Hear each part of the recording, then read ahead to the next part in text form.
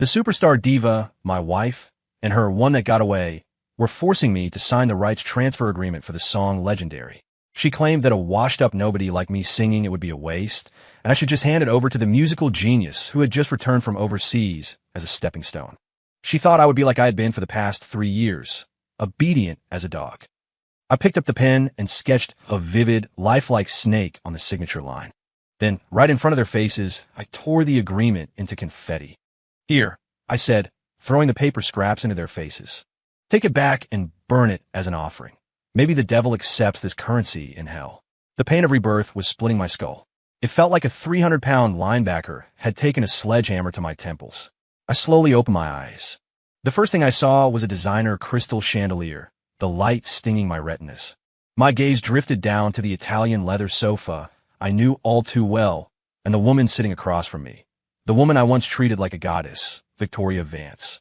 She was wearing a black haute couture evening gown today, her collarbone exquisite, her makeup flawless.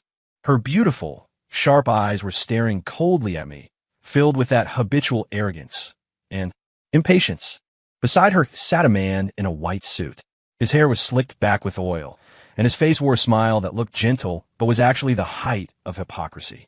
Julian Thorne, the so-called returning musical genius, who is actually just a hack capable of nothing but pasting together other people's work. "Mason, stop playing dead." Victoria's voice was cold, like an ice cube dropped down a collar. "This is the copyright transfer for Legendary. Sign it." Julian just got back to the States. This song is vital for him. Whether he can gain a foothold in the industry depends on this debut. I shook my head, and the memories belonging to the original owner of this body flooded in like a tidal wave, instantly merging with my soul. I had been reborn. I was back on this alternate Earth where copyright laws were strict to the point of insanity. And the original host, a poor bastard with my name, Mason Cole, was a total simp. For Victoria, he had given up his own talent, willingly becoming the shadow behind her. He even took the blame for her scandals, accepting the labels of moocher and loser just to keep her image clean. And the result? His wife became a diva and immediately wanted to gift his life's work to her old flame, Julian, before kicking him to the curb. It was so pathetic it made my teeth ache. Ding. Detected that the water in the host's brain has finally drained. Uninstalling doormat system. Uninstallation successful. Installing global entertainment tycoon system, Troll Edition 2. 0. Installation complete. Newbie gift pack issued. Perfect vocal repair serum X1. Truth serum spray X1. Single use. Passive skill. Nobody can beat me in my BGM. A snarky mechanical voice suddenly rang in my mind. I raised an eyebrow. This system didn't sound very serious. "Mason, I'm talking to you." Victoria frowned deeper, seeing me space out. "Your lukewarm personality isn't fit for the stage. Even if you sang this, it would be a waste. As long as you sign, Julian promised that when he gets famous, you'll get your share of the royalties." Julian chimed in at the right moment, his tone dripping with artificial sweetener. "Yeah, Mason, I know this is your hard work, but I really need it more than you right now. We're all family here. No need to be so transactional, right? You want Victoria to be happy too, don't you?" "Family?" I almost laughed out loud. I sat up straight, picked up the expensive fountain pen on the coffee table, and twirled it between my fingers. Seeing this, the corners of Victoria's mouth lifted slightly, revealing a "I knew you'd obey" expression. "That's right, Mason." She softened her tone, like coaxing an obedient dog. "As long as you're good, our life can still." Scritch, scratch, scritch. My pen danced across the paper. On the signature line, I drew a flowing, artistic snake, a venomous viper with slit eyes and scales, drawn to perfection. Then, in front of both of them, I picked up the agreement. Riot. I tore it in half. Then again, into confetti. I took the pile of paper scraps and threw them directly into Julian's greasy, powdered face. "It's yours," I said indifferently. "Burr for fun. Maybe he'll accept this trash." The air instantly solidified. The smile on Julian's face froze, paper scraps hanging from his hair like he had just come from a funeral. Victoria's eyes widened in disbelief, and she stood up abruptly. "Mason, are you crazy? Do you know what you're doing?" "Of course I know." I leaned back on the sofa, crossing my legs. I casually picked up a teacup from the table, took a sip, and spat it back out in disgust.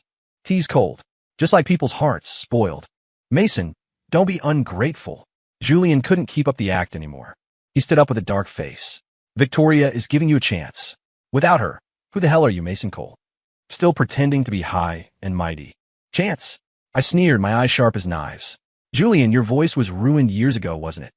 Living entirely on auto-tune now. You want my song?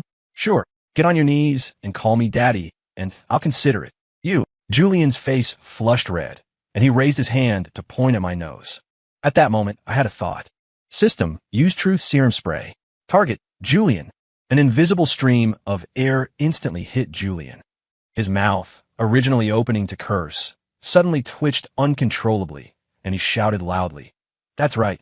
My voice is trash. I just don't like your face. Why does a loser like you get to write such good songs? I want your songs, and I want your wife too. I've been lusting after Victoria for years. That woman has a killer body. Silence. Dead silence. Julian covered his mouth in horror, his eyes bulging like copper bells. He couldn't believe those words had just come out of his mouth. Victoria was completely stunned, her face pale, trembling as she pointed at Julian. Julian, what did you say? No. Victoria, let me explain. Julian tried desperately to backtrack, but his mouth had a mind of its own. Explain what? I just think you're stupid and easy to trick. Mason, this simp, worked like a horse for you, and you didn't want him, but you insist on throwing yourself at an empty shell like me. I didn't expect you to be such an easy lay. Ha ha. Shut up.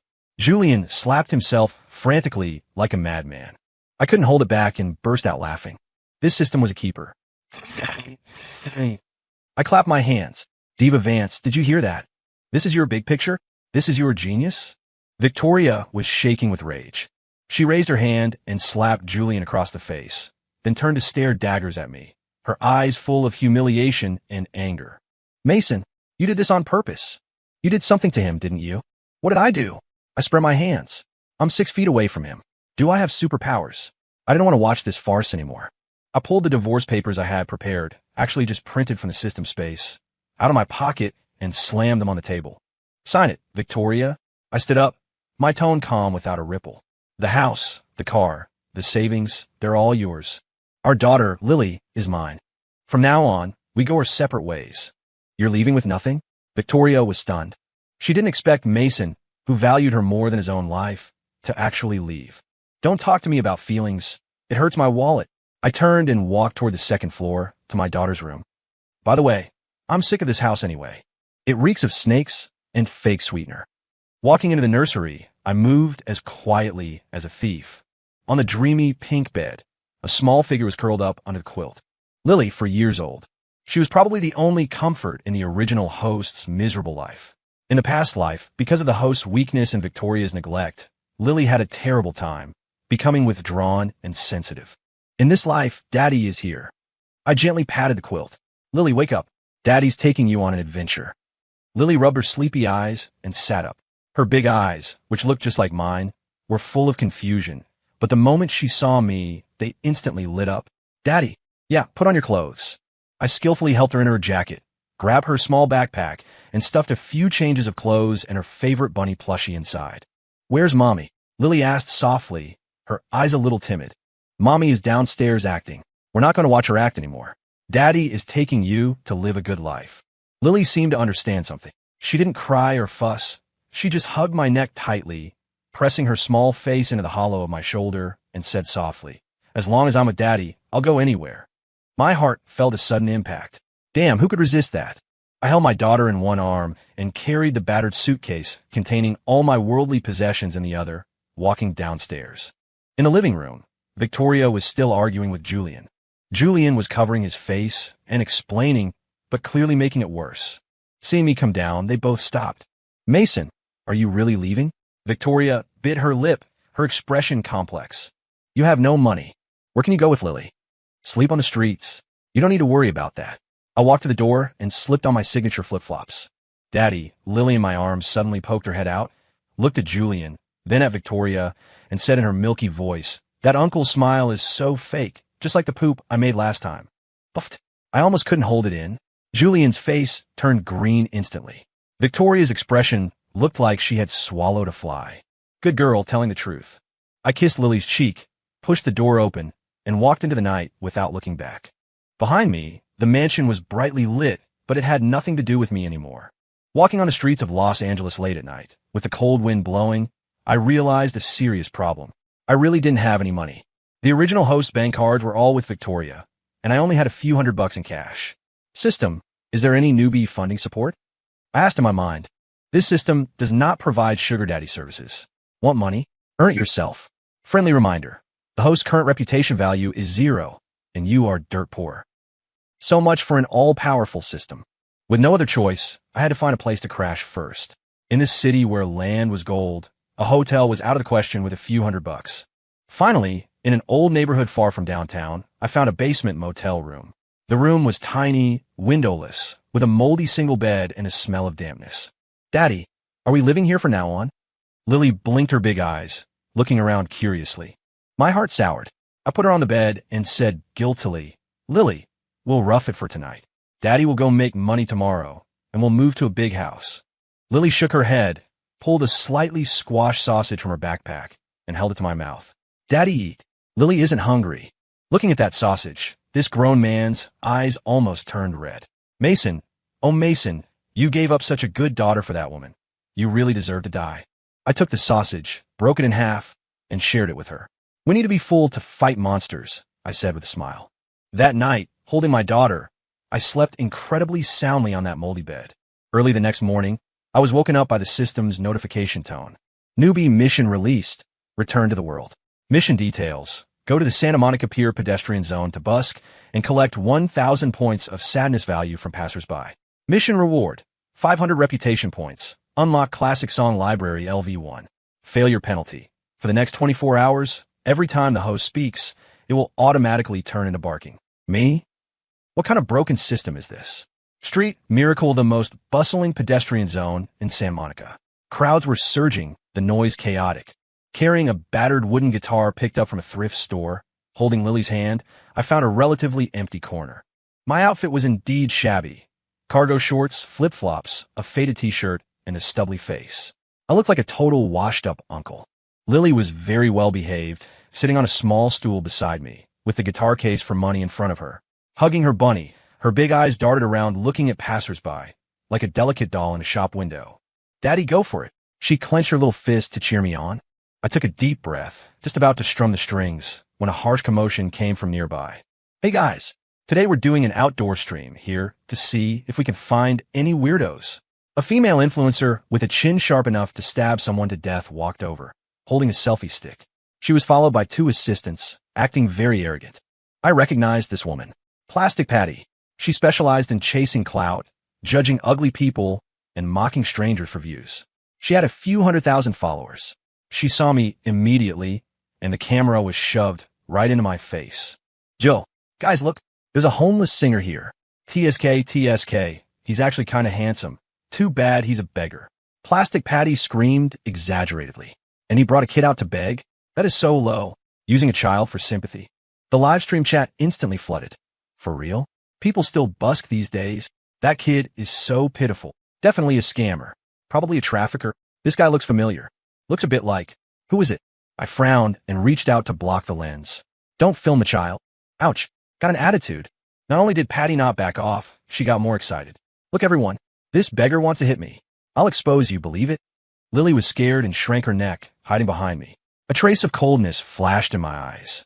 But I held back. The most important thing now was to finish the mission and earn money to raise my daughter. Tangling with this trash was beneath me. I ignored her and lowered my head to tune the guitar. System used perfect vocal repair serum. A cooling sensation instantly flowed through my throat. My vocal cords, originally hoarse and ruined from long-term smoking and drinking, instantly became incredibly clear, as if capable of mastering every timbre in the world. Ding! Host has equipped passive skill. Nobody can beat me in my BGM. Current atmosphere rendering extreme depression. I strummed the strings. The moment the first note rang out, the noisy street seemed to have pressed a pause button. It wasn't a normal guitar sound. The sound seemed to carry a trembling sense of story. I closed my eyes, scenes from my past and present lives floating in my mind. The humility of a simp, the pain of betrayal, the helplessness of wandering the streets with my daughter. All emotions turned into song, pouring out. A man as excellent as me should have had a brilliant life. How, after 20-some years, am I still drifting in the sea of people? This song, A Man Like Me, had never appeared in this world. But my voice, boosted by the system, deep, magnetic, carrying the vicissitudes of seeing through the world, instantly pierced everyone's eardrums.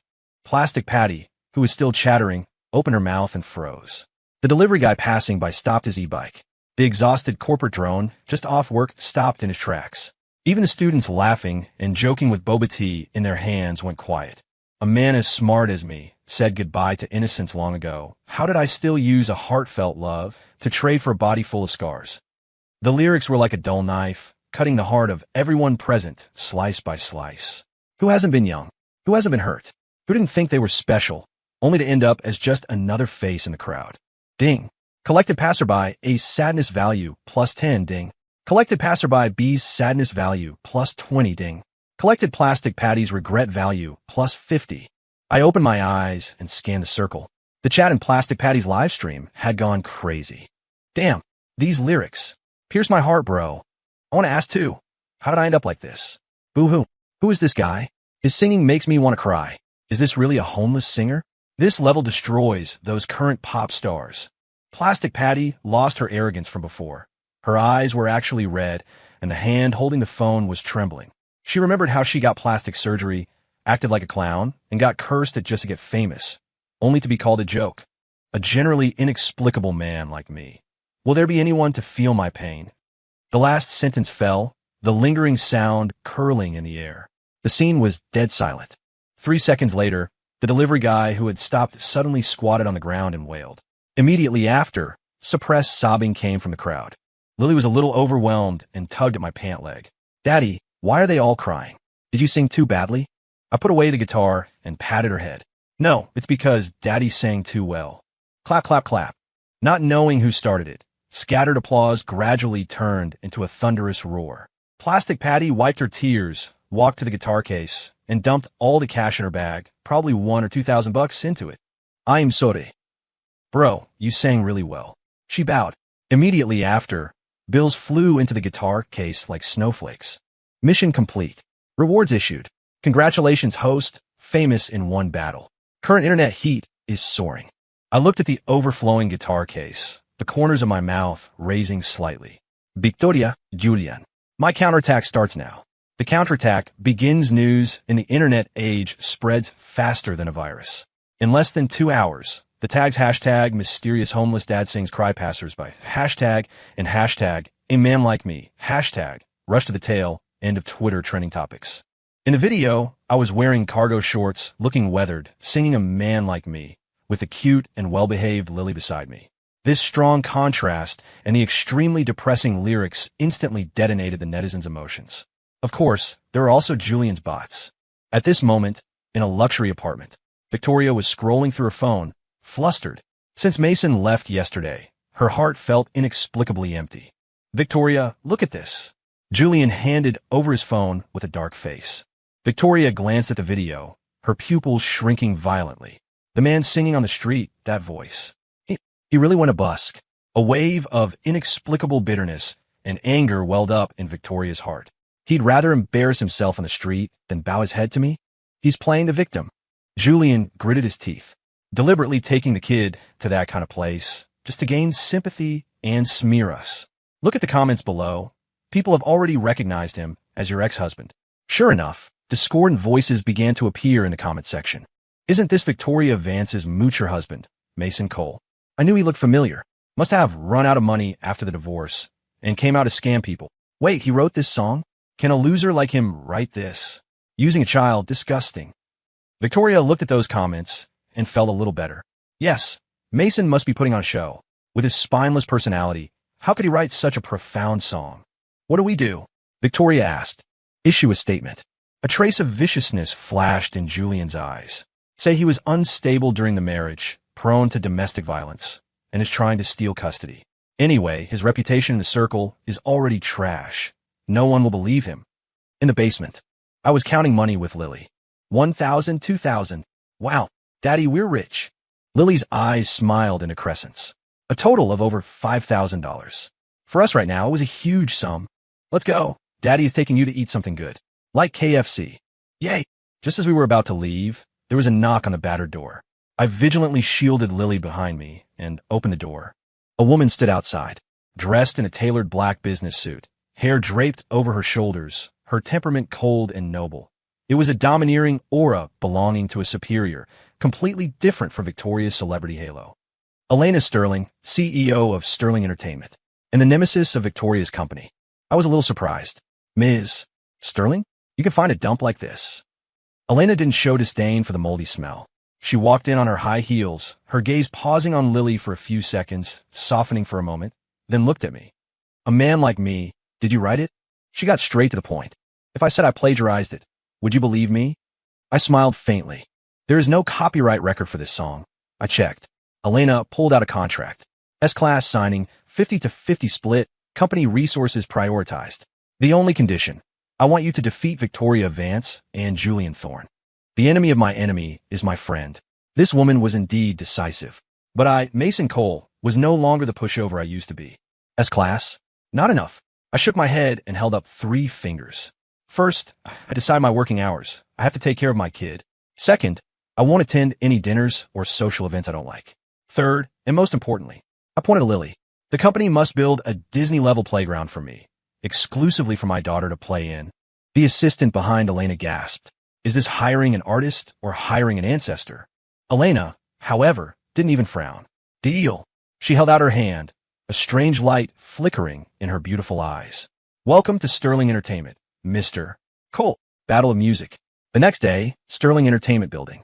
I held Lily's hand, wearing those familiar flip-flops, and swaggered into the spacious and bright lobby.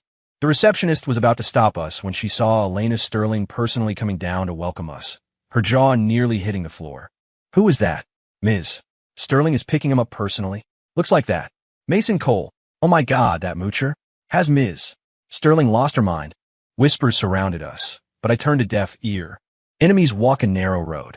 Just as we were about to enter the elevator, the revolving door turned, and a group of people walked in. Leading them was Julian, with Victoria beside him. Behind them followed a large group of reporters and bodyguards. Quite the spectacle. It seemed Julian was here to poach people from Sterling Entertainment, or just to show off. The two groups met in the center of the lobby. The air instantly became scorched.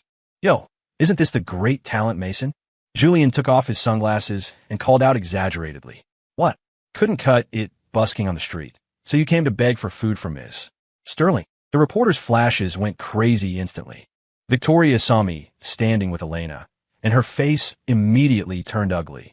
Mason, what is this? Intentionally joining my rival company to spite me. This woman's brain wiring was truly unique. Ms. Vance, you think too highly of yourself. I said indifferently. I'm just here to make money to raise my daughter. As for spiting you, that's just a bonus. Make money? You. Julian sneered. Mason, other than a face that's passable, what do you have? Can you play instruments? Can you arrange music? I heard your song yesterday was just guitar and vocals. Couldn't afford a backing track. He pointed to an expensive Steinway piano in the corner of the lobby. Want me to teach you what music is? Julian walked to the piano, sat down, and pretentiously played a Chopin etude. Although the fingering was a bit stiff, it was intimidating enough for a layman. See that? This is the gap. Julian looked triumphant. I sighed. System, exchange for God-level instrument mastery. Ding. Deducted 300 reputation points. You have become the god of instruments. I let go of Lily's hand. I didn't walk toward the piano, but to a potted plant in the lobby, and plucked a leaf from a ficus tree. What are you doing? Eating leaves. Julian mocked. Everyone looked at me like I was an idiot. Only Elena crossed her arms, a playful smile on her lips. I placed a leaf against my lips. Breath flowed. The next second, a high-pitched, resonant, penetrating sound exploded in the lobby. It wasn't just blowing for fun. This was Flight of the Phoenix, using a leaf to produce the effect of a virtuoso piccolo or high-octave trumpet. The sound was like a phoenix crying out, rising and falling, the trills smooth to the extreme. That explosive wave of raw acoustic sound instantly drowned out the soft piano piece from earlier, rushing straight to the top of everyone's skull. Everyone was stunned. The reporters forgot to take pictures. Julian's smile froze on his face, and Victoria covered her mouth in disbelief. A leaf could produce the momentum of a symphony. The song ended. I tossed the leaf away, looked at the dumbfounded Julian, and said lightly, Instruments? That stuff just requires hands. Does it need teaching? At this moment, Lily had run up to Julian at some point and asked loudly and innocently, "Uncle, why is your face turning white and then red? Are you a chameleon?" Puffed. The whole room erupted in laughter. Julian's face turned utterly purple. The sound of loneliness. Sterling Entertainment moved fast. Since Julian was going to be a judge on the national variety show The Masked Singer, acting as both referee and player to promote his night contestant, I would go onto that stage and tear it down right in front of the whole country. Elena secured a spot for me as a replacement singer. Backstage at the studio, all singers had independent dressing rooms and were wrapped up tight. Some wore diamond-encrusted lion heads, others dressed as aliens, wishing they could write, "I'm rich" on their bodies. Only me. I looked at myself in the mirror. A mask, half-crying face, half-smiling face. Wearing a slightly cheap purple suit exchanged from the system store with discounted reputation points. It didn't fit quite right, looking a bit comical. Codename, Joker. "Daddy, you look like Ronald McDonald mutated." Lily sat on the makeup table, swinging her little legs, hitting the nail on the head. I twitched the corner of my mouth. "Sweetie, this is art." Ding. Detected host is about to take the stage. System mission. Obtain the highest number of votes in the debut and make Judge Julian feel physiological discomfort. Mission reward. Unlock God-level husky voice, advanced version. Reputation value 1000. Physiological discomfort? I'm good at that. Out front, the host's passionate voice came. "Next, let's welcome this episode's replacement singer, Joker. He will bring us an original song." I took a deep breath and pushed open the door to the stage. The spotlight focused. When you put on a mask, you are no longer yourself, or rather, you can finally be your true self. At the judge's table, Julian had his legs crossed, looking indifferent. Next to him sat Victoria, also a special guest judge. Seeing my shabby outfit, Julian chuckled and said into the microphone, "This contestant's styling. Very circus style. Hope he can bring us some juggling-like surprises." The audience laughed. Victoria frowned slightly. She stared at the figure of the Joker. That casual stance, that lazy temperament, actually made her feel a strange familiarity. I ignored Julian's mockery and just gave the band leader an okay sign. "Since you guys like to pretend to be high class, I'll give you something different." The intro started, not some magnificent symphony, but jazz drums with a strong rhythm, plus a bit of lazy guitar strumming. I gripped the microphone, my body swaying gently with the beat. "Aside from the lights, what else can I see? Aside from the spotlight, what else can I demand? Aside from you, who else can I rely on? The mannequin." This song had never appeared in this world. That unique vocal run, that half-drunk, half-awake singing style, instantly grabbed everyone's ears. The audience, who had been whispering, slowly quieted down. Julian's smile retracted a bit, but he still curled his lip in disdain, whispering to another music critic next to him, "Amateur style, no technique, all emotion." I continued singing, my voice gradually rising, carrying a trace of cynical mockery. Wearing gorgeous clothes, standing for primitive desires, using perfect expressions, acting for a boring soundtrack. Wait, weren't these lyrics cursing this group of hypocritical showbiz mannequins? Victoria's face changed. She understood. The lyrics seemed to be mocking her wearing gorgeous gowns, playing the perfect diva in this Vanity Fair, yet losing the most primitive happiness. The song ended. Thunderous applause filled the venue. This style was too fresh, too catchy. It was time for the critique. Julian picked up the microphone, cleared his throat, his eyes carrying a trace of malice. "This song, how should I put it? The melody is okay, but the singing style is too cheesy, and the lyrics are full of street vibes, lacking that high-class feel.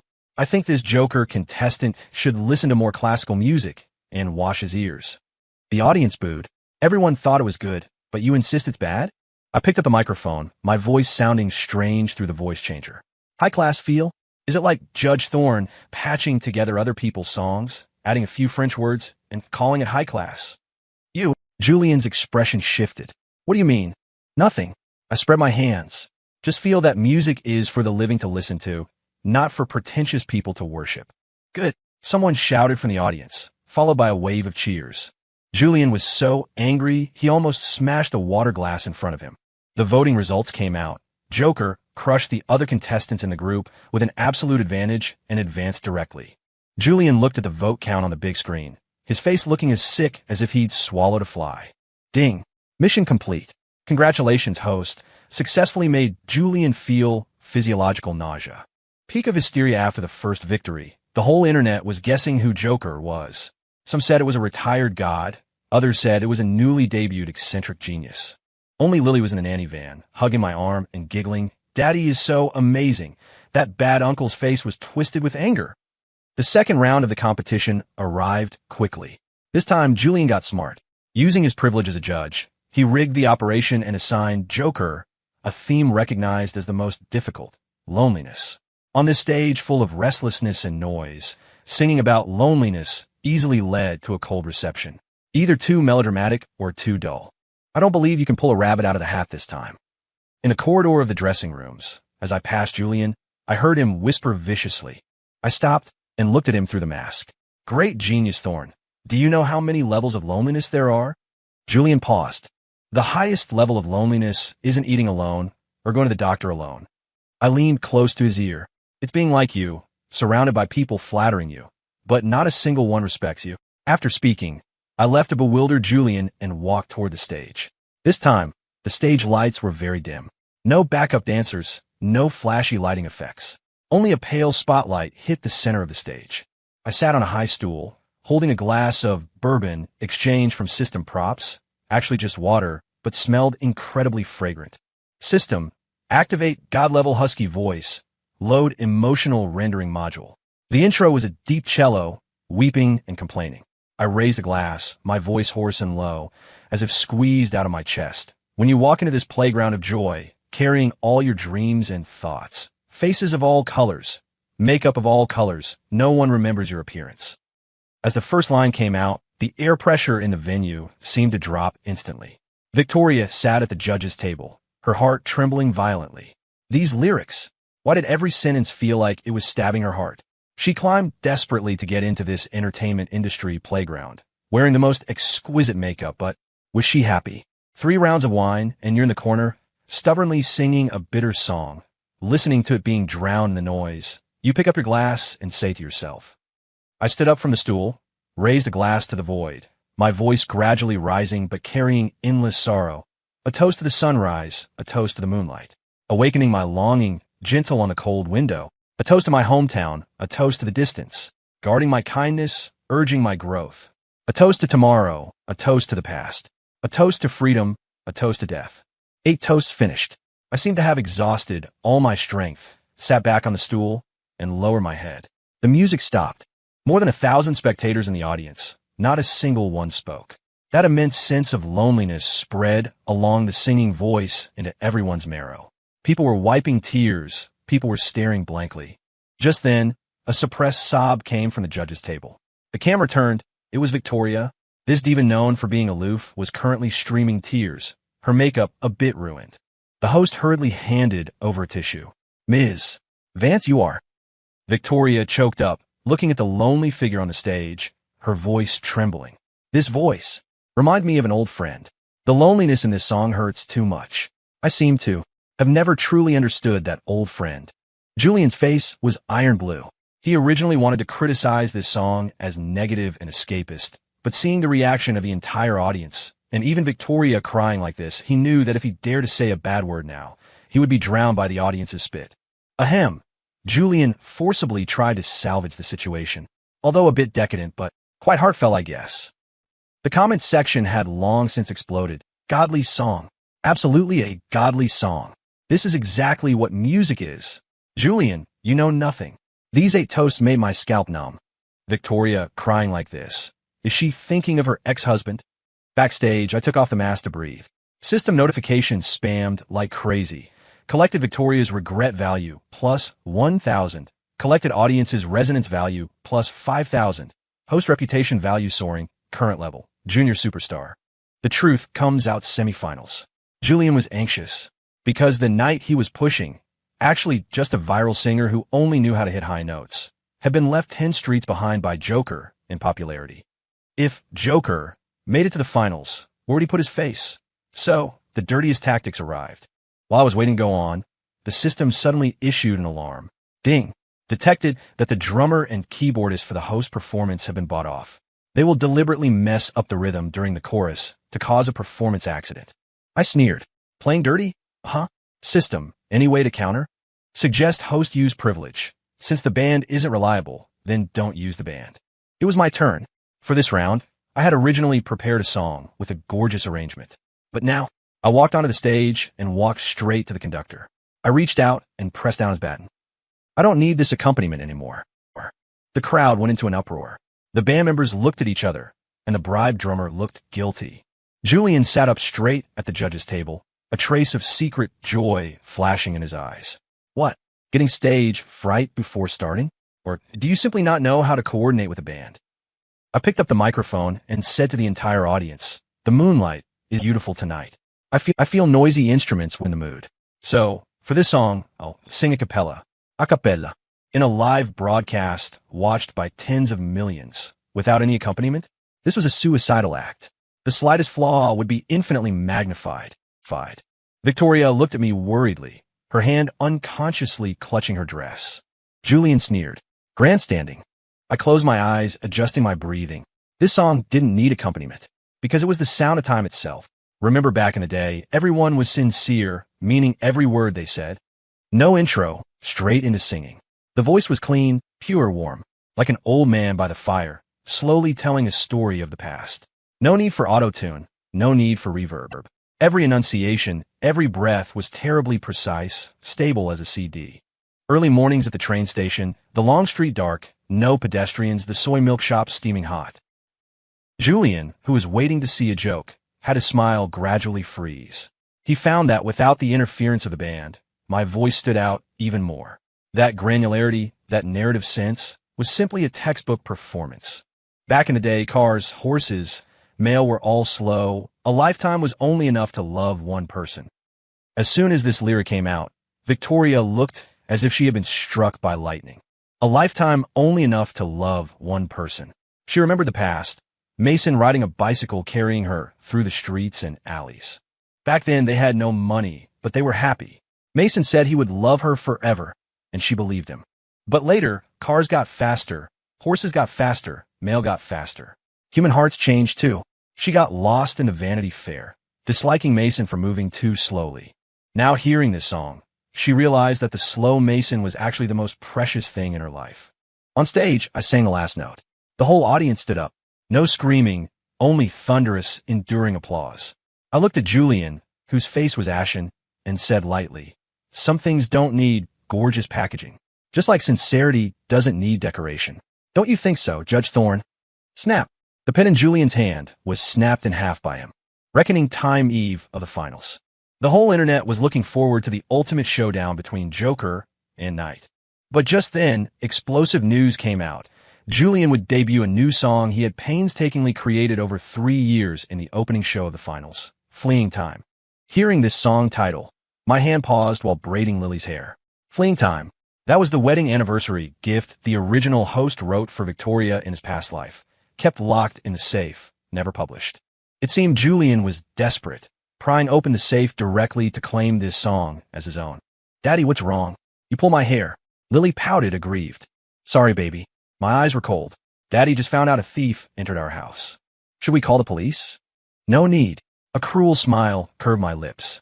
"Daddy will catch the thief personally." Night of the finals. The stadium, capable of holding 50,000 people, was packed. Julian, dressed in a white suit, appeared like Prince Charming. This song, Fleeing Time, is a work I've settled on for 3 years, dedicated to everyone who has loved. Julian was affectionate, his gaze specifically cast toward Victoria. The intro played. It was indeed that beautiful melody. But as soon as Julian opened his mouth, I laughed. This song's original key was very high, and the emotion delicate. Julian's voice, hollowed out by booze and vice, sounded like sawing wood even though it was processed by $1 million real-time tuner.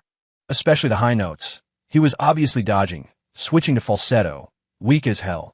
Although the melody was good, the audience wasn't stupid. The song is good, but the singing, why does it smell so greasy? Feels like a kid wearing adult clothes. Can't fill them out. This is the genius, Julian? Just this. Julian finished singing, sweating profusely, and bowed, feeling good about himself. Next, it was Joker's turn. This was also the unmasking moment the whole audience was most looking forward to. I changed into a black tuxedo, still wearing that crying, smiling mask. The host asked, "Mr. Joker, I heard you changed your song last minute. Is it to respond to Judge Thorne's new work?" I took the microphone, my voice deep. Yes, since someone likes to act, I'll act enough for him. This song is called Hysteria. The lights instantly became manic, purple beams dancing wildly on the stage. The eerie intro sounded, carrying a hysterical suppression. I lower my head, muttering like a madman. Someone asks me, I will speak, but no one comes. I expect to helplessness. I have things to say, but cannot get them loaded. The voice got louder, emotions getting more out of control. I pointed at Julian on the judge's table, pointed at that hypocritical entertainment circle, accusing like a madman. My mood is like a bottle cap waiting to be popped, but my mouth is growing moss. In the crowd, the quieter I am, the more I become ignored. I have to cause an accident. Wasn't this the original host's life? Writing songs quietly, no one cared. Must I cause an accident? Must I become exaggerated? For you to look at me once? The climax arrived. I yanked off my tie and let out a heart-wrenching scream into the microphone. You treat me as hysterical. Exaggerated only because I am afraid. If I were like wood, like stone, would I get attention? That explosive high note directly lifted the roof of the stadium. Julian turned pale in the audience, trembling all over. This oppression, this aura that seemed to devour everything, made him feel fear. Actually afraid of being forgotten, so I enlarge it to act. Very uneasy. How to be elegant. Does the world still praise silence? Not explosive enough. The last sentence I screamed out with all my strength, that long note holding for a full 10 seconds, until everyone's goosebumps fell to the floor. The music stopped abruptly. I stood in the center of the stage, gasping for air, my chest heaving violently. The whole place suffocated. What was this? This was art. This was venting. This was a roar from the depths of the soul. Take it off. Take it off. Take it off. The audience erupted with shouts like a tsunami. I slowly raised my hand, reaching behind my ear. Julian stared dead at me, an extremely ominous premonition welling up in his heart. Victoria stood up, her fingernails digging into her flesh. That figure, that voice. Please don't let it be him. Please don't. The mask slid off. A slightly haggard, but still handsome and resolute face appeared on the big screen. At that moment, time seemed to stand still. Mason, Julian screamed, falling back into his chair as if he'd seen a ghost. The water bottle in Victoria's hand dropped with a smack, water splashing her dress, but she didn't notice at all. It was really him. The Mason she despised as having no future, who only knew how to cook and take care of the kid. The Mason the whole internet cursed as a loser. He was actually the Joker King who sang the whole internet to tears. Holding the mask, my gaze crossed the crowd, landing precisely on that pair of adulterers. The corners of my mouth curved into a sarcastic arc. So, ex-wife, great genius Thorne. This hysteria, dedicated to you legends, do you like it? Justice descends, the scene exploded. The live stream server crashed. Hashtag Joker is Mason hashtag. Hashtag Mason hysteria hashtag. Hashtag Julian song theft suspicion hashtag. These 3 tags instantly detonated the servers. The host was so excited he couldn't hold a microphone steady. Mr. Cole, are you really Mason Cole? Genuine article. I tossed the mask aside calmly. What, don't look like it? Do you guys not recognize me without an apron and spatula? This sentence slapped Victoria's face like a palm. She remembered before. Every time Mason wanted her to listen to a new song, she always said, I'm busy, go mop the floor, or stop messing with useless stuff. People like Julian have talent. Turns out, the most talented person was right beside her all along, and she pushed him away with her own hands. Julian had already panicked. He forced himself to stand up calmly. Mason, so what if you're the Joker? Does this cover up the fact that you plagiarized and mooched before? Also, that hysteria, just now, who knows if you hired a ghostwriter? Ghostwriter? I laughed, pulling a voice recorder out of my pocket, actually a system restoration of the scene. Julian, that song Fleeing Time you just sang, did the last chorus feel a bit awkward? Julian froze. How did you know? Because that was a draft. I looked at him coldly. I wrote that song 3 years ago. I felt the last part wasn't good enough, hadn't had time to fix it, and locked it in the safe. I didn't expect you to sing it without even changing it. The audience was in an uproar. You're lying. I wrote this. Julian was hysterical. Really? I pressed step by step.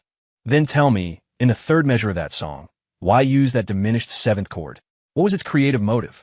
Julian was tongue-tied, sweating bullets. How would he know the motive?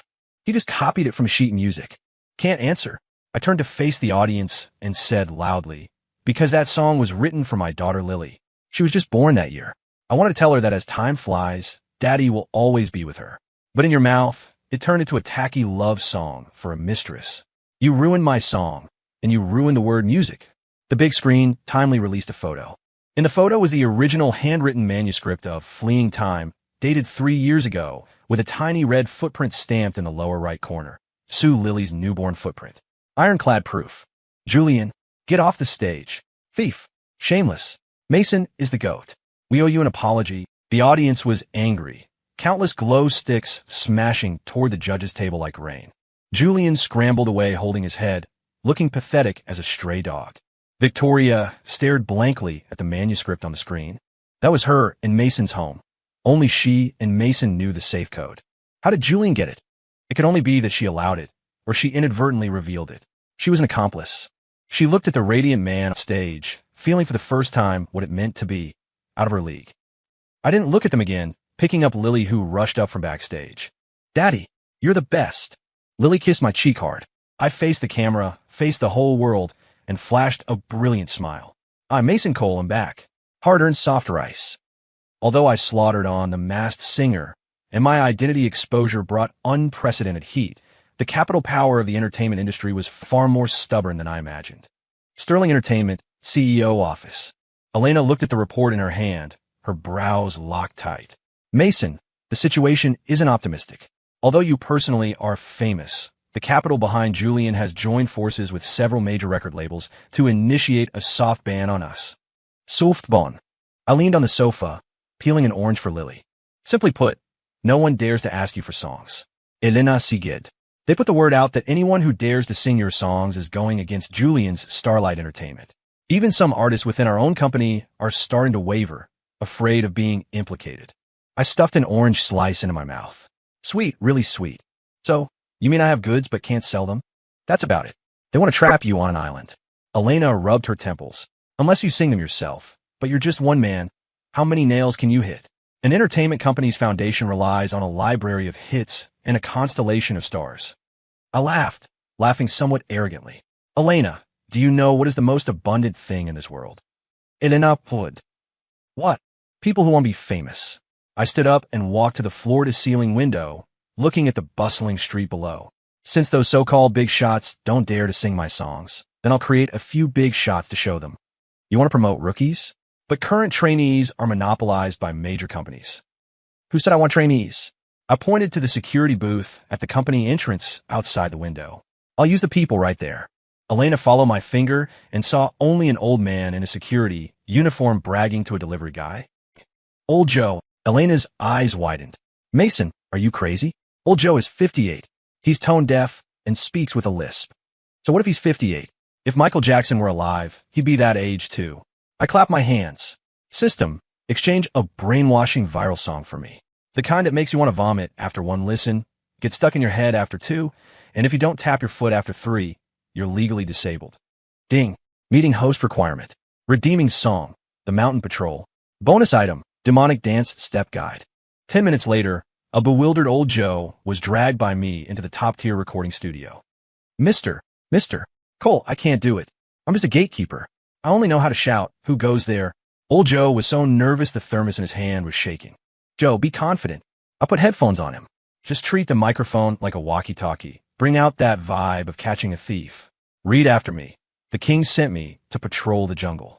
The king sent me to patrol the jungle. Old Joe had a thick accent.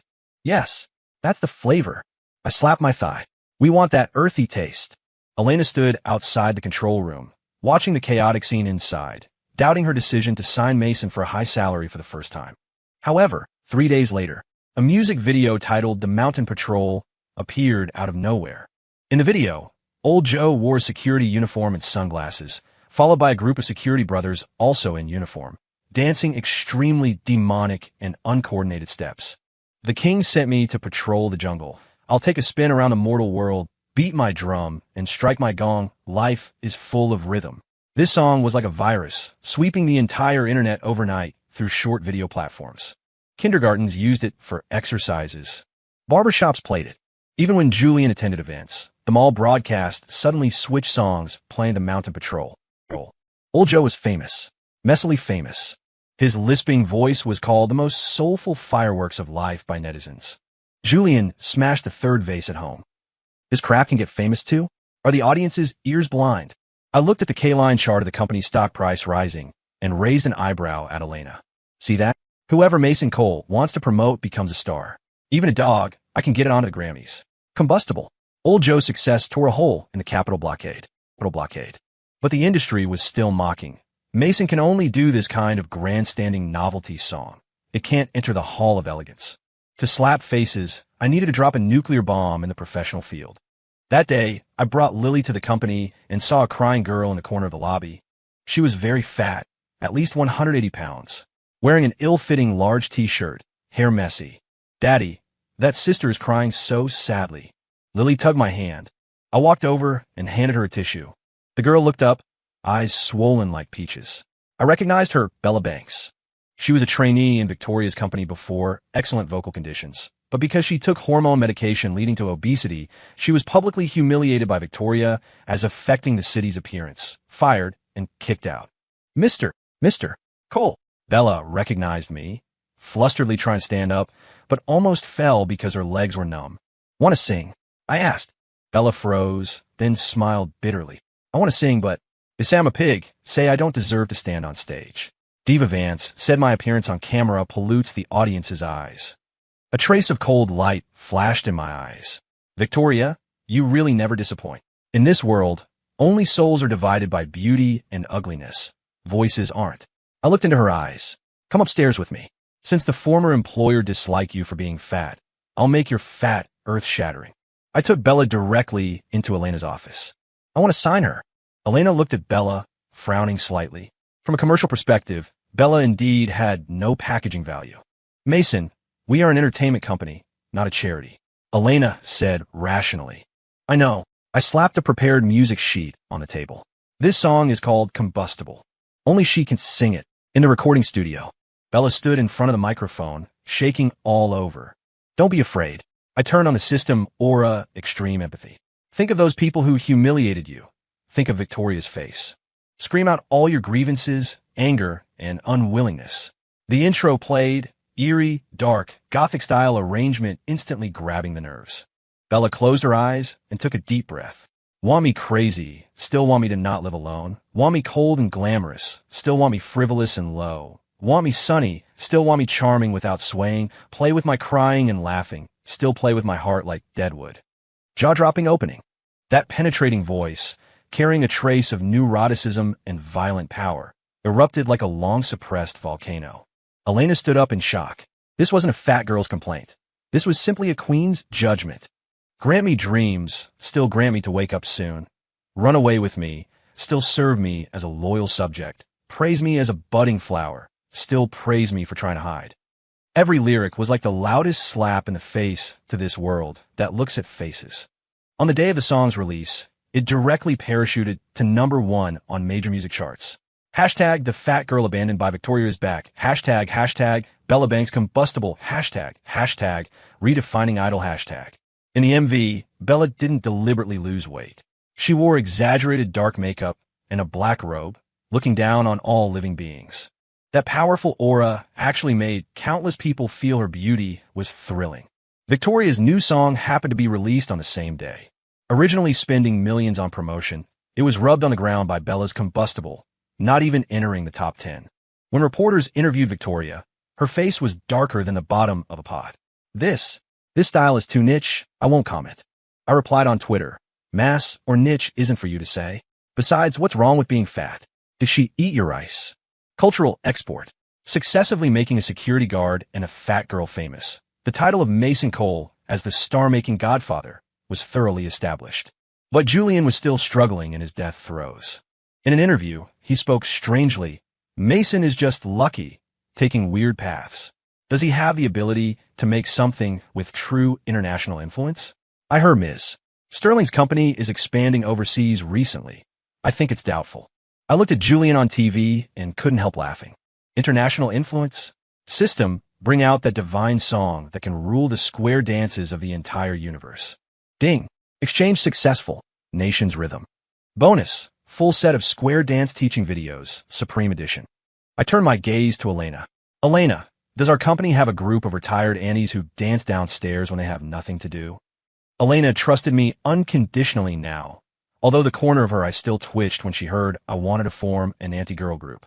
1 week later, the Phoenix duo, actually called the Red East, no, let's call them the Golden Girls, officially debuted. The lead singer was the cafeteria lady, and the rap lead was the company's cleaning supervisor.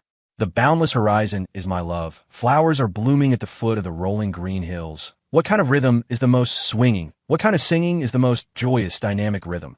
Catchy melody, plus that magical stay shout. This song was like a biological weapon, spreading rapidly.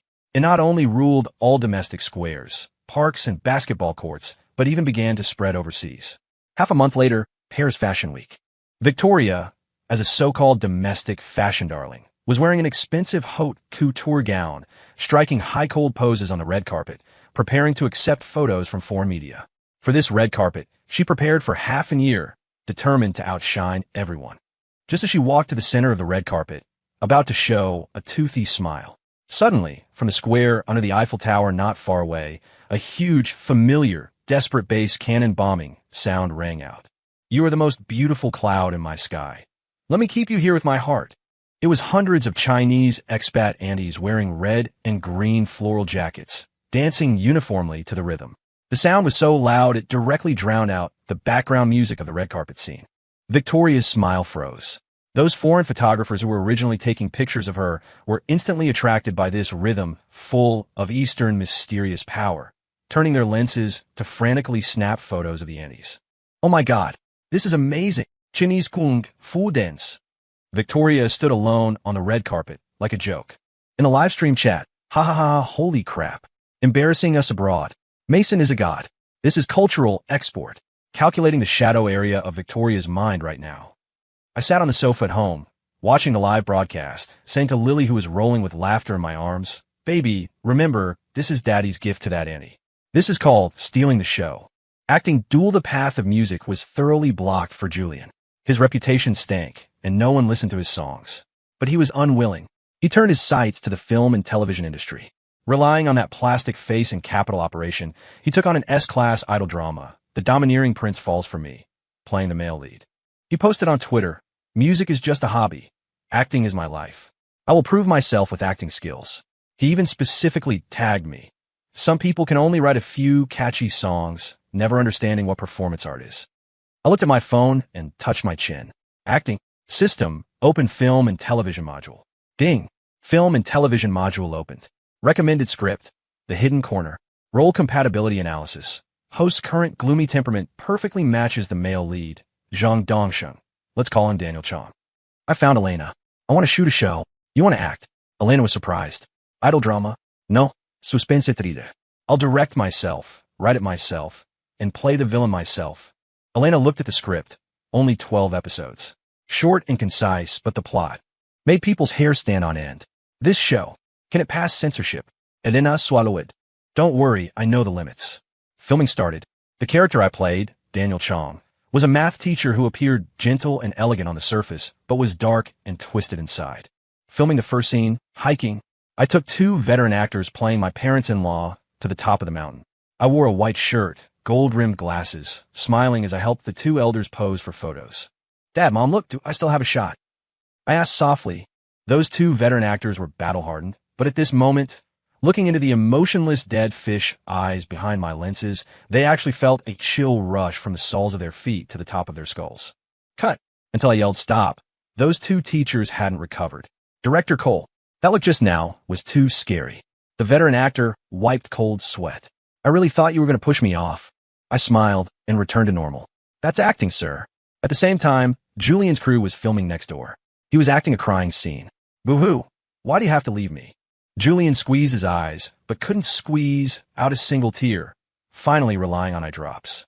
His acting was so exaggerated that even the director couldn't stand it, but due to capital, could only bite the bullet and yell pass. Both shows were scheduled to air on the same day.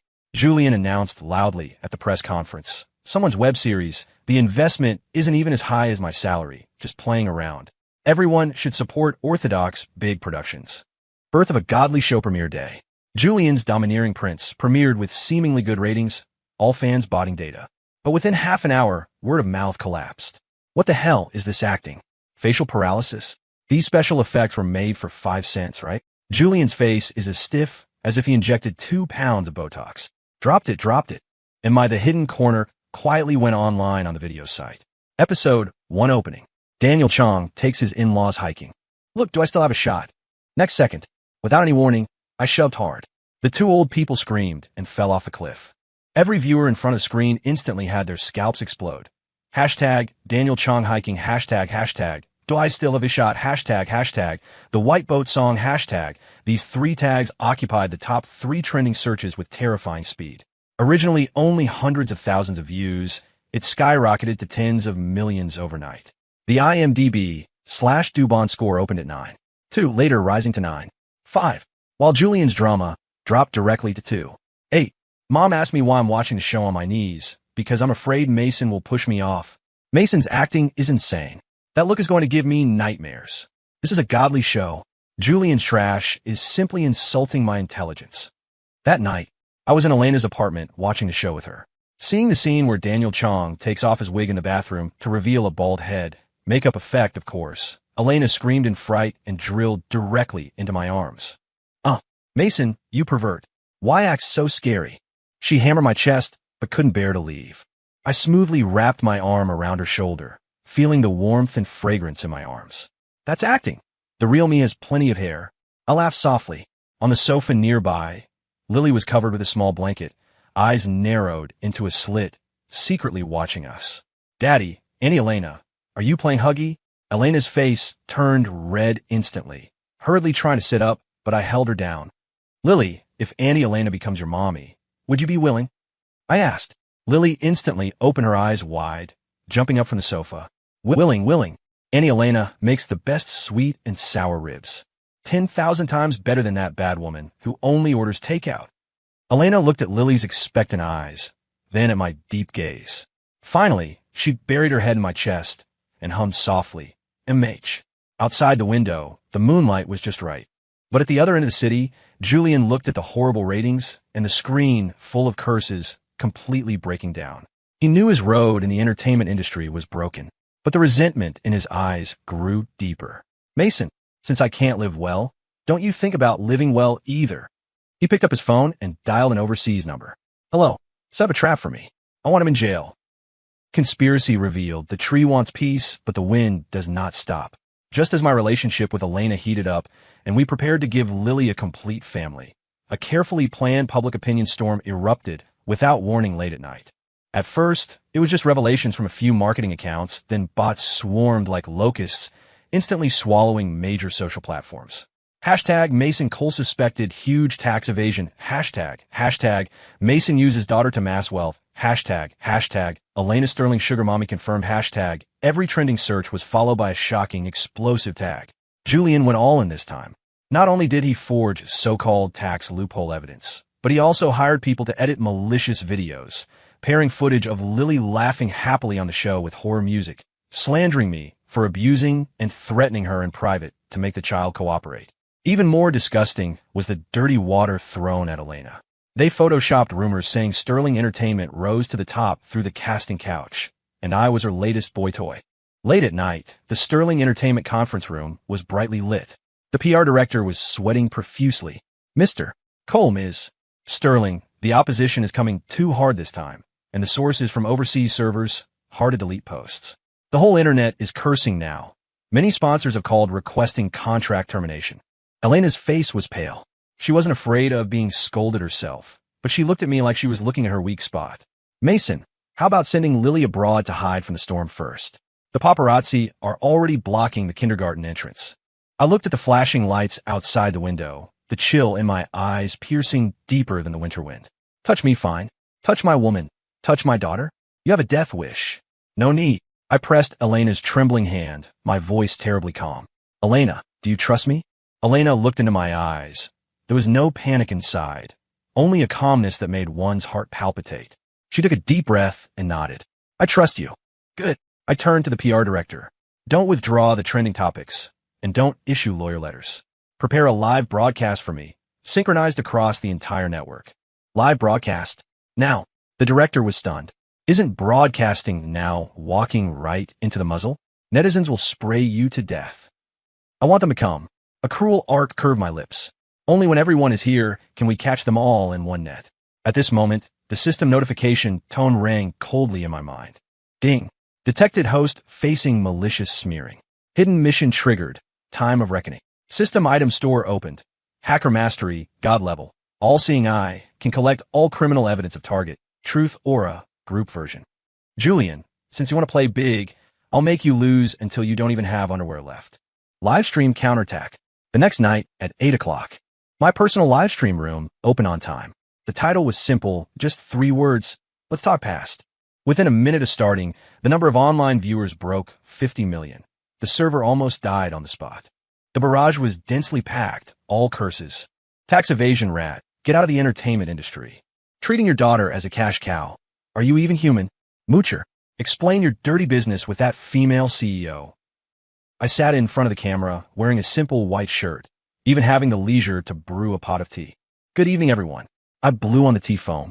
Tired of cursing? Drink some water and rest. This cloud-light, wind-light attitude made the haters even crazier. At the other end of the screen, Julian was holding a wine glass, watching the live broadcast and sneering. Keep acting, Mason. I made the evidence chain. I'm going to make you sit in prison until the floor wears through. Beside him, Victoria, who had long been estranged from him, was uneasy. Julian, will something really happen? Mason is a bit weird. Fear what? Julian's face was ferocious. He's just a grasshopper after autumn. Back in the live stream room, I put down the teacup, looked at the lens, my eyes gradually becoming sharp. Regarding tax evasion, I snapped my fingers. The huge screen behind me suddenly lit up. It didn't show a normal Excel spreadsheet, but directly connected to the IRS system's tax payment certificate interface. Of course, this was a legal display achieved by system hacking technology with key privacy codes masked. This is every income and tax record since my debut. Even the $5,000 I made busking on the street, I declare personal income tax. I sneered. Not only that, I also helped a certain top stream check his taxes. The screen changed. A shocking list of Enyong contracts appeared on the screen. Client, Julian Thorne. Amount, 150 million. Great talent, Thorne. This 150 million fee. Why did you only declare 10 million? 10 million. The whole internet was in an uproar. The barrage stopped for a second, then the wind direction began to change. Holy crap, is this real? This looks like the tax system backend interface. Can't Photoshop that. Julian, tax evasion? Don't rush, this is just the appetizer. I took out a trust fund document and showed it to the camera. Regarding me using my daughter to amass wealth. All of Lily's participation fees and endorsement fees went into this charitable trust supervised by a third party.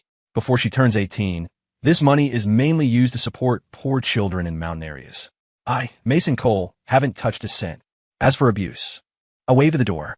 Lily ran and hugging her bunny plushie, diving directly into my arms, and made a funny face at the camera. Blah, those bad uncles are the ones abusing me. Daddy is the best daddy in the world. Whoever scolds daddy is a big stupid pig. Rumors self-destructed. Truth revealed.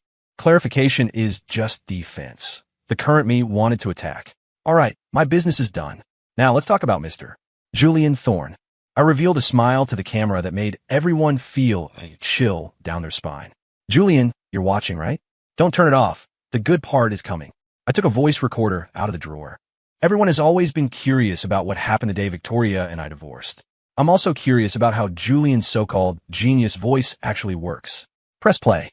The recording, repaired by the system God-level sound quality, spread clearly across the internet.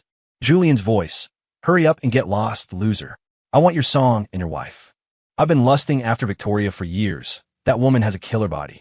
The whole internet exploded. WTF? That's Julian? That is too disgusting. Stealing a bro's wife to his face and being so arrogant. Is Victoria blind? Victoria, in front of the screen, heard this recording, and the glass in her hand slipped again. Although she heard it that day, being humiliated in front of the whole internet again made her face burn with pain, like being slapped hundreds of times. Julian had panicked now. He called his assistant like crazy. Cut his feed. Fast. Cut the power. Unfortunately, with the system escorting, even pulling the network, cable wouldn't stop this broadcast from drifting into everyone's phone via Wi-Fi signals. There's something even more interesting. In the live stream room, I invited a mystery guest. A man wearing a hat and mask walked in. It was Julian's exclusive sound engineer, Mikey. Mikey, show everyone Teacher Thorne's true strength. Mikey tremblingly took out a USB drive and plugged it into the computer. This is the drive vocal, unedited original, from the recording of Fleeing Time. Click play. A sound like a pig being slaughtered, off-key to Grandma's house, voice cracking to the sky, rang through the live stream room. Falling in love with you, voice crack. Is my rooster crowing, fleeting time like being strangled. Ha ha ha ha. Help! My ears had a miscarriage. This is the returning genius? This is the music top stream? My dog barks with more rhythm than this. Julian looked at the screen, full of ridicule, nearly spitting a mouthful of blood. It was over. His persona in the music industry had completely collapsed. Legal sanctions. Julian, you think this is the end? I put away my smile, my face becoming extremely serious, even carrying a trace of murderous intent. If plagiarism, lip-syncing, and chaotic private life are just moral issues, then the next thing is a legal issue. System, play that video. The big screen went black, then a dimly lit private room scene appeared. Although the light was bad, one could clearly see Julian slumped on the sofa, looking dazed, with white powder on his nose.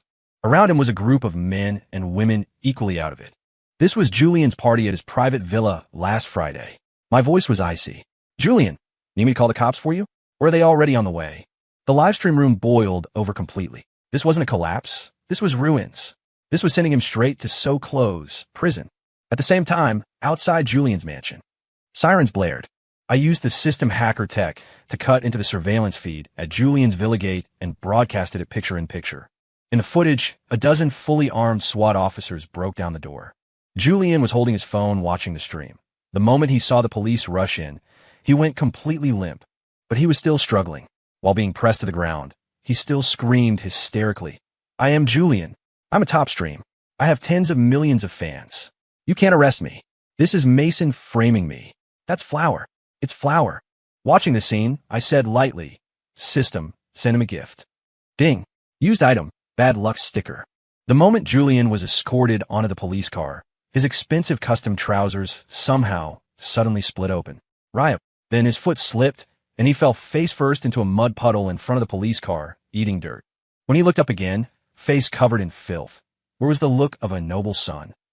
The whole internet roared with laughter, followed by countless satisfying comments. Heaven has a cycle. Who does the sky spare? I said slowly to the camera. Julian, although the food in prison isn't Michelin star, it's definitely filling. Reform well. Strive to be a good person in your next life. After speaking, I cut the broadcast directly. Diva false. Julian went in. Multiple crimes, substance abuse, massive tax evasion, instigating defamation. 10 years minimum. His life was over. With the collapse of the Julian skyscraper, Victoria, as a community of interest, also welcomed her doomsday. The tax bureau followed the vine and found that the company under Victoria's name also had serious yin-yang contract issues. Overnight, the diva fell from the altar. Brands terminated contracts one after another, huge liquidated damages crushing her breathless. Her mansion and luxury cars were forcibly seized and auctioned by the court. The once high and mighty, arrogant Victoria Vance had become penniless. 1 month later, the deep autumn in Los Angeles, the wind bleak. On the giant LED screen under the Sterling Entertainment Building, good news was playing. In the picture, Elena and I had our fingers interlaced, Lily standing in the middle, smiling incredibly brightly. Famous musician Mason Cole and Sterling president Elena Sterling engaged today. In a corner of the street, a woman wearing a cheap coat, hair messy, stared blankly at that screen. It was Victoria. She was thin to the bone, eyes hollow, holding a crumpled photo tightly in her hand, a photo of her and Mason back then. Why? She muttered to herself, tears flowing uncontrollably. Clearly all this originally belonged to me. She regretted it, really regretted it. If she hadn't been blinded by fame and wealth back then, if she had cherished the man who cooked noodles for her late at night, the woman smiling most happily on the screen now should be her. She wanted to rush in, wanted to see Mason once, even if it meant kneeling to beg for his forgiveness. What are you doing? Move along, move along. The security guard, Old Joe, at the entrance of Sterling Entertainment, stopped her. Old Joe was a celebrity now too, but he still liked being a guard. He squinted at Victoria, not recognizing this was the former diva, just treating her as a crazy woman. There's a celebration going on here. Idlers don't cause trouble. Old Joe waved his hand. I am Victoria Vance. I am Mason's ex-wife. What? Ex-wife? Old Joe laughed, pointing around. Miss, the line of people coming to impersonate Mr. Cole's ex-girlfriend these days could stretch to France. Your script is outdated. Go away quickly. Don't force me to dance to chase you away. Victoria was shoved, staggering back to the curb. The cold wind rolled up the fallen leaves on the ground. On the big screen, Mason's singing sounded. It was the new song he wrote for Elena. Once is enough. Once is enough. I'll take you to see the end of time. Warm, affectionate. Victoria squatted on the street corner, hugging her knees, cry like a child abandoned by the whole world in the bustling city. No one sympathized. Wedding preparations, Julian, went into sew clothes. Victoria was cold. The whole entertainment industry seemed to have gone through a big shuffle. The air became much fresher. Without those flies and mosquitoes buzzing, I could finally focus on a big event, getting married. Although Elena and I were engaged, I owed her a wedding. A wedding that would make women all over the world jealous. Sterling Entertainment CEO office. Elena looked at the guest list I drafted, the corners of her mouth twitching uncontrollably. Mason, are you sure you want to send this list out? Any problems? I asked casually while feeding Lily ice cream. Look at this column. Elena pointed to the VIP seats. Old Joe, security captain. Auntie Lou, cleaning supervisor. And square dance leader Annie Jean. You put them in the first row? Ahead of those A-list stars. Of course. I was righteous. Old Joe is my first disciple. Annie Lou is my rap lead. Without them, there would be no Mason Cole today. This is prestige. Elena rubbed her forehead helplessly, but her eyes were full of smiles. Fine, as long as you're happy. It's you who's embarrassed anyway. Daddy, I want to sit in the first row too. Lily raised her cream-covered small hand to protest. You don't need to sit. I pinched her cheek. You're the flower girl. You're responsible for bringing Daddy and Mommy the rings. If you lose them, I'll confiscate your bunny. Oomph. Bad Daddy. The wedding location was set in Bali. Not that I worship foreign things. Mainly Elena liked the sea there. For this wedding, I not only booked the entire island, but also used the system's God-level stage design to arrange the scene into a real fairy tale world. Of course, Elena paid for it. After all, I was now a veritable king of moochers. I ate this soft rice with peace of mind, even a little pride. Fairy tale wedding day of the wedding. Global live broadcast. This was a first for the entertainment industry. Before, stars hid their marriages, afraid fans would leave. I was different. I couldn't wait for the whole world to come see how beautiful my wife was. Blue sky, white clouds, turquoise sea. The sides of the aisle were covered with champagne, roses flown in. When the classic wedding march played, all guests held their breath. But the style suddenly changed. The symphony orchestra that should have been wearing tuxedos didn't appear. Replacing them was a team wearing red and green floral jackets, my square dance heaven squad. Annie Jean gave a command. Drums and gongs roared. The hundreds of millions of viewers in the live stream almost threw their phones. Holy crap, is this God, Mason's wedding? Too down to earth. Are they going to dance Nation's rhythm for the opening? Haha, look at the confused expressions of those invited Hollywood superstars. Just when everyone thought I was going to turn the wedding into a country stage, the music changed again. Gentle piano sound flowed out. Elena took her father's arm and appeared at the end of the aisle. She wore a wedding dress I designed personally. Actually, system blueprint. The skirt embedded with 999 tiny diamonds, shining like the galaxy under the sun. At that moment, all noise disappeared. Beautiful. Beautiful to the point of suffocation. Even the system, which loved to roast usually, couldn't help popping a notification. Ding. Detected host heart rate exceeding 180. Suggest using quick-acting heart pills. Also, the bride is really pretty. You earned big on this soft rice. Lily wore a pink dress, walking in front scattering petals like a little angel. While scattering, she muttered softly, "These petals are so expensive. Can I pick them up to take a bath?" Worthy of my daughter, possessing the habit of thriftiness from a young age. Farewell to the stage vow exchange. The priest asked, "Mr. Cole, do you Edo?" I answered before the priest finished, causing a burst of laughter from the audience. The priest wiped his sweat awkwardly and looked at Elena. Elena looked at me, tears in her eyes, nodding firmly. I do too. After exchanging rings, according to the process, the groom had to show a talent. I sat at the piano. The sea breeze messed up my hair. I looked at Elena and also at the camera. This song is called Once Is Enough, for my wife and for everyone who believes in love. Fingertips fell, the piano sound melodious. Want to see you smile? Want to play with you? Want to hold you in my arms? Last second blushing in an argument, next second turning around and making up. My voice was no longer as manic as when singing Hysteria, nor as vicissitudinous as singing a man like me. Instead, it was full of warmth, full of expectations for the future. Once is enough. I'll take you to see the end of time, laughing heartily in the sunny days, noisily playing in the free air. Elena was already streaming tears. The song ended. I stood up, picked up the microphone, and made a decision that shocked the world. Taking this opportunity, I announced one thing. The whole place was quiet. Starting today, I, Mason Cole, officially retire from the front lines of the music industry. No longer participating in any commercial performances, no longer competing for any awards. Whoa! The scene was in an uproar. The live stream barrage frantically spamming don't. Why? Elena was also stunned. I smiled and hugged her waist, saying to the whole world, because the first half of my life was too tired. For the second half, I just want to cook for my wife at home and tell stories to my daughter. Incidentally, I paused, revealing a mouthful of white teeth. Peacefully eat soft rice. Cultural counterattack 5 years later. Although I wasn't in the martial world was full of my legends. I retreated behind the scenes, establishing white song culture, specifically responsible for exporting Earth's entertainment works. Today's music scene had been completely rewritten. Before, K-pop and Western pop ruled domestic charts.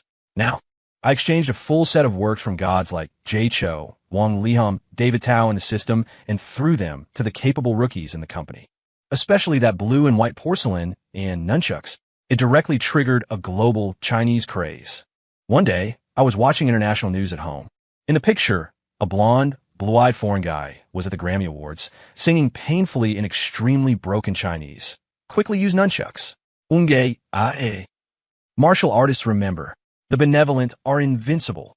Because this song was too hot to handle, the guy sang until his face was red and ears red, tongue almost tied in knots. But I watched with great satisfaction. This is cultural export. Before we studied English to death, now it's your turn to bite your tongues learning Chinese. Daddy, look, 9-year-old Lily ran down from upstairs. She was now the nation's daughter and a little bully in school. She held a test paper in her hand. I got 100 again. Can you take me to the amusement park? Go. Must go. I just stood up when I felt my legs get heavy. 2 3-year-old little meatballs, Elena and my twin sons, each hugged one of my thighs. Daddy, hug, Daddy, hungry. I sighed helplessly. This retirement life was more tiring than working. Soft rice smells so good. Pacific Ocean, a private island. Sunshine, beach waves. I wore sunglasses, lying on a beach chair, pleasantly drinking coconut juice. Elena wore a swimsuit, her figure still hot enough to make people unable to look away. She sat beside me, peeled a crystal-clear grape, and held it to my mouth. Hubby, open up. I swallowed it in one gulp. Real sweet. Not far away, Lily was leading her 2 brothers to build a castle on the beach. Big bro, little bro, go pick up shells for sister, or I won't play with you. Okay, sister. 2 silly brothers went happily. Watching this scene, my heart was filled with unprecedented satisfaction. In my mind, the system that had accompanied me for several years suddenly spoke. Ding. Detected host life satisfaction has reached 100%. All system missions completed. This system is about to enter sleep mode, no longer issuing missions. Parting words. Host, although you are lazy, love to mooch, and have a poisonous tongue. But you are indeed a good father and a good husband. Goodbye, posturing king. The voice faded away. I smiled, silently replying in my heart, thanks, system. Without the system, I already possessed everything. Elena saw me spacing out and waved her hand in front of my eyes. What are you thinking? I grabbed her hand and kissed it, taking off my sunglasses, looking at the blue sky and the loved ones around me. Nothing. I stretched, letting out a sigh from my soul. I just feel. This soft rice tastes damn good. Regretful first snow. Extra 1. Victoria Vance's begging diary. The winter in Los Angeles was unexpectedly cold. I didn't feel it before. Back then, I had a nanny van for transport. The house heating set to 78 degrees. Went out in haute couture coats, holding hot coffee bought by assistants. Right now, I was squatting in the back alley of a place called Fatty's Noodle Shack, hands soaked in ice water floating with red oil and leftover food. The smell of cheap detergent was pungent. My hands had frostbite, red and swollen, fingernails full of black grime. Who could imagine these hands were once insured for $10 million, just to play piano and wear diamond rings? Hey, new dishwasher. Move faster. Not enough bowls out front. Coming. Coming right now. I responded humbly, voice hoarse. I didn't dare speak loud, afraid of being recognized. Although, the current me probably wouldn't be recognized by anyone. Former diva Victoria Vance, due to huge tax fines and breach of contract damages, had all assets under her name seized. To hide from those crazy creditors, I didn't dare stay in hotels or take trains, finally drifting to this suburban fringe, even having to work illegally in this greasy spoon just to eat. How'd I play a good hand so badly? I asked myself this tens of thousands of times during countless nights, sleeping under overpasses and on park benches. Finishing the last bowl, I received today's wages, $50 plus a bowl of unsold plain noodles. I held the noodles, shrinking on a small stool in the corner, wolfing it down. The noodle soup was hot, but couldn't warm my heart. The old TV in the shop was playing entertainment news. Recently, famous entertainment godfather Mr. Mason Cole announced he will donate $1 billion to establish the Lily Art Fund. Hearing that name, my movement of eating noodles froze. In the TV picture, Mason wore a decent suit, more mature and charming than before. Beside him stood Elena, that woman still elegant and domineering, but the look she gave Mason was full of tenderness. Between them stood the little girl I hadn't seen in 5 years, Lily. She grew taller, beautiful as a little princess, giving a speech confidently to the camera. My daddy says, every child has the right to chase dreams. Tears fell plip-plop into the noodle soup. That was once my husband, that was my daughter. I remembered before, Mason bringing carefully simmered chicken soup to the recording studio, and I disliked the smell of grease and told him to get lost. I remembered Lily having a fever, crying for mommy, and I hung up the phone directly to accompany Julian to a drinking party. I pushed away the man who treated me like life with my own hands, then like a fool, went to support Julian who only used me and sucked my blood. Slap. I slapped myself hard. It hurt, but compared to the regret in my heart, what was this? Finishing the noodles, I wrapped tight the down jacket I dug out of a donation bin, preparing to leave. Just walking to the door, a black Maybach slowly stopped by the roadside. The window rolled down, revealing half a profile. It was Mason. He seemed to be waiting for a red light, turning his head to talk to someone in the car. Elena, want to eat roast sweet potatoes from this place? Heard it's famous. Sure, anything you buy is delicious. That voice, gentle enough to suffocate me. I subconsciously wanted to rush over, even to call his name from afar, even to take one look at Lily. But when I saw the reflection in the car window of myself, disheveled, looking like a crazy woman, my feet felt filled with lead, unable to move a step. Did I deserve it? The current me wasn't even fit to carry his shoes. If it was before, I would definitely think I was the diva, and he was the loser. But now I understood, all along, I was the vine relying on the big tree, and he was that towering tree. The tree moved away, and the vine could only wither in the mud. Green light. The Maybach started slowly, leaving in a cloud of dust, leaving only exhaust and a ground full of cold moonlight. I hid behind a telephone pole, finally unable to hold back, squatting on the ground wailing. No one sympathized with me. Passing pedestrians just frowned in disgust. Where did the crazy person come from? Bad luck. That night, the first snow fell in Los Angeles. I wrote a sentence crookedly on the title page of my diary. If that night, I didn't tear up that legendary but hug that man. How good would that be? Unfortunately, life has no ifs, only consequences and results. The Spray King. Extra 2. If Julian had a system. Ding. Detected host is extremely shameless, extremely narcissistic, extremely greedy. Conditions met for binding. Universe Invincible Entertainment Superstar System, trial version, is binding. Julian sat up abruptly from the bed, his head buzzing. This was the night before his showdown with Mason and Victoria. System. Julian had read many web novels and was instantly ecstatic. I'm a chosen one. I have a system. Hello, host. This system aims to assist the host in becoming a universe superstar. Newbie gift pack issued. Junior plagiarism card X1, charm aura, limited to brainless fans, X1. Julian smiled until his mouth was crooked. Mason? Victoria. In the future, you are all my stepping stones. System. How do I get stronger?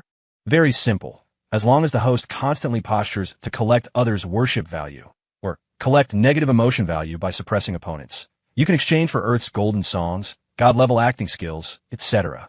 In the mall. Suppress opponents? Julian smiled sinisterly. I know how to do that. The next night, Mason still awakened, just like the original plot, tore up the agreement, and left with nothing taking Lily. Julian watched Mason's retreating back, not exasperated like the original plot, but sneering in his heart. Mason, go ahead and leave. With the system in hand, you will only kneel on the ground and look up to me in the future. System, exchange me a song that can kill the whole venue instantly. I want to amaze the world on The Masked Singer. Ding.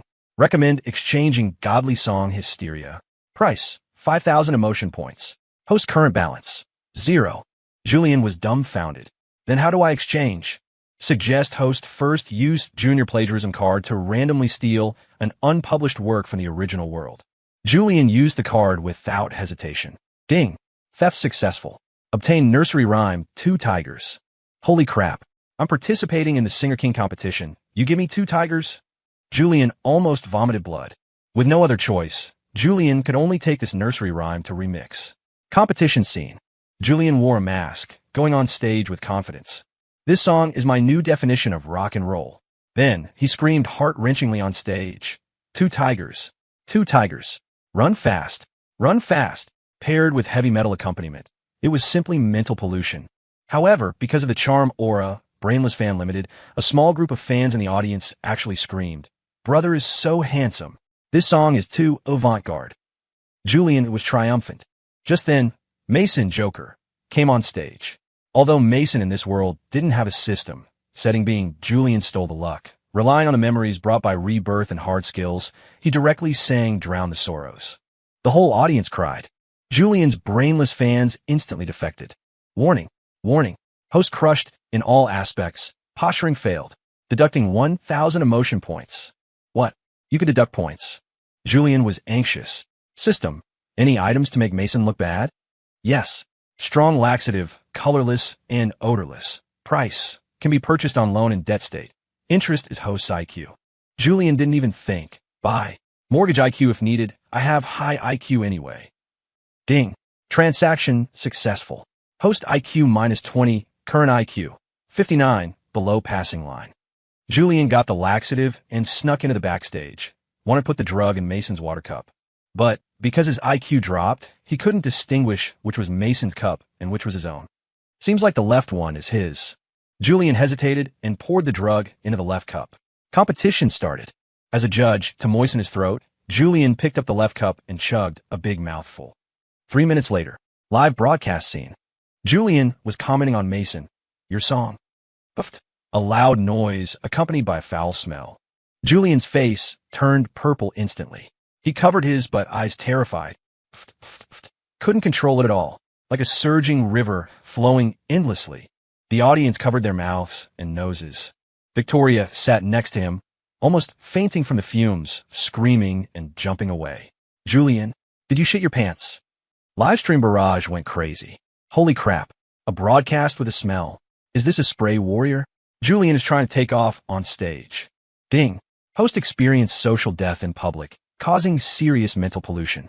System determines host has 0 cultivation value. Julian ran toward the toilet while shouting in his mind. System, save me. Give me anti-diarrheal medicine. Sorry, because host's IQ is insufficient to pay interest, this system decides to unbind. Unbinding countdown.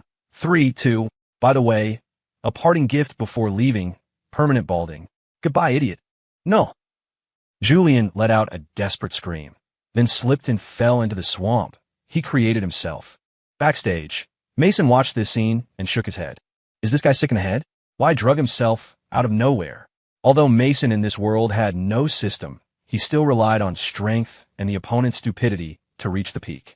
As for Julian, heard he later became a top streamer in the auto-tune remix and meme section of some special hobby websites. Codename, the Spray King.